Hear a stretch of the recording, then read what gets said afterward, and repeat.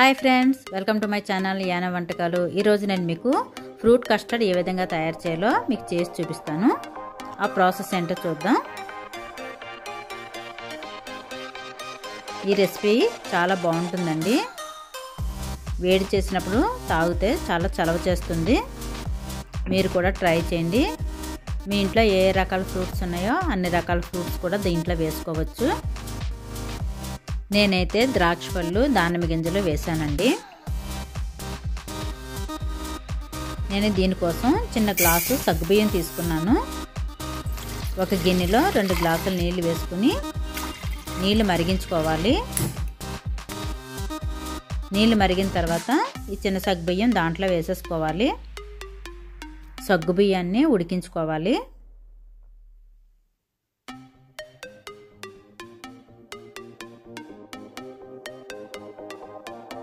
సగ్గుబియ్యం ఉడికిపోయాయండి.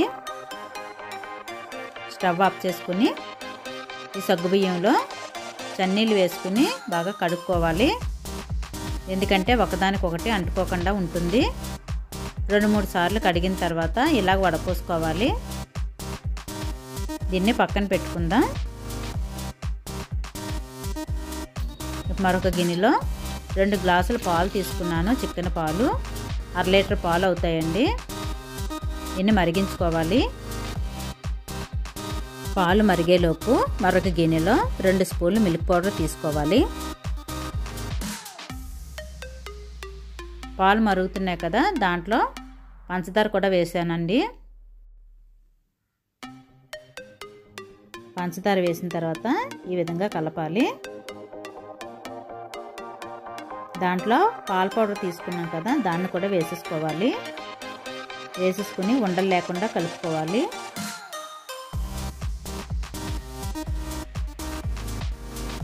మరొక గిన్నెలో కొద్దిగా పాలు వేసుకుని 1 స్పూన్ కస్టర్డ్ పౌడర్ వేసుకుని కలుపుకోవాలి. బాగా కలిపిన తర్వాత మరుగుతున్న పాలల్లో వేసేసుకోవాలి. వేసిన తర్వాత కలుపుతూ ఉండాలి.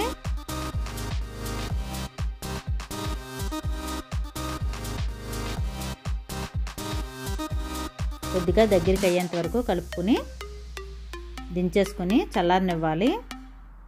చల్లారిన తర్వాత మరొక బౌల్లో వేసుకోవాలి.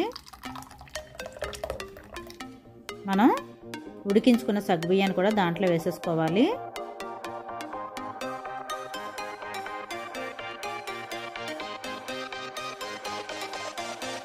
బాగా కలిసేటట్టుగా కలుపుకోవాలి. దాంట్లోనే మనం కట్ చేసి పెట్టుకున్న ఫ్రూట్స్ కూడా దాంట్లో వేసుకోవాలి. ఇవన్నీ బాగా కలిసేటట్టుగా కలుపుకోవాలి.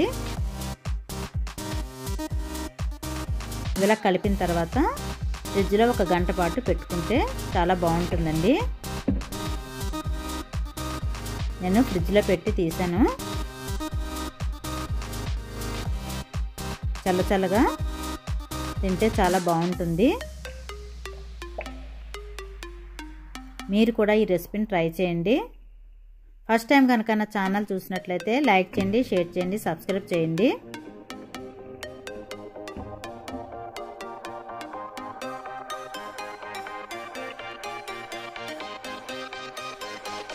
అంతేనండి, సింపుల్గా తయారైపోయింది ఫ్రూట్ కస్టర్డ్.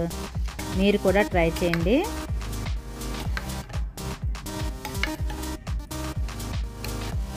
చల్లచల్లగా చాలా బాగుందండి.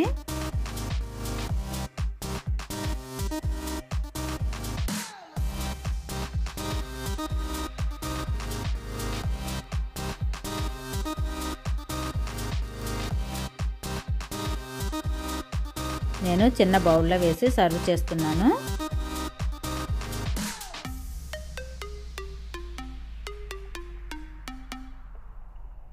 ఇంటికి ఎవరైనా గెస్ట్లు వచ్చినప్పుడు కూడా ఈ విధంగా చేసి పెట్టచ్చు.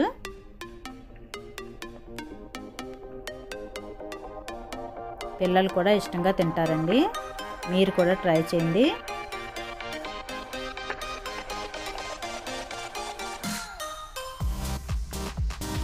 అంతేనండి, సింపుల్గా ఫ్రూట్ కస్టర్డ్ ఏ విధంగా తయారు చేయాలో మీరు చూశారు కదా.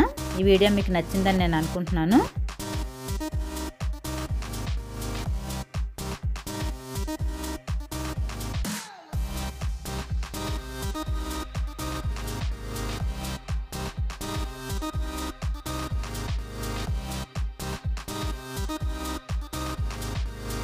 ఈ వీడియో కనుక మీకు నచ్చినట్లయితే లైక్ చేయండి, షేర్ చేయండి, సబ్స్క్రైబ్ చేయండి.